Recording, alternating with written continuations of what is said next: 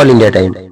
નમસ્કાર દર્શક મિત્રો, રાજ્યમાં છેલ્લા કેટલાક દિવસથી વરસાદે જોર જમાવ્યું છે, ત્યારે છોટાઉદેપુર જિલ્લામાં પણ વરસાદે જોર જમાવી રાખ્યું છે। ત્યારે છોટાઉદેપુર જિલ્લાના જેતપુર તાલુકાના ડુંગરવાટમાં આવેલ સુખી ડેમમાં પાણીની આવક વધતા આજુબાજુમાં આવેલા ગામોને સાવચેતી રાખી લગભગ 6 જેટલા દરવાજા ખોલી દેવામાં આવ્યા છે। સાથે આજુબાજુના વિસ્તારમાં રહેતા લોકોને વધુ સાવચેત રહેવા માટે જણાવવામાં આવ્યું છે। રિપોર્ટ મુઝફ્ફર હુસૈન, પાવી, જેતપુર।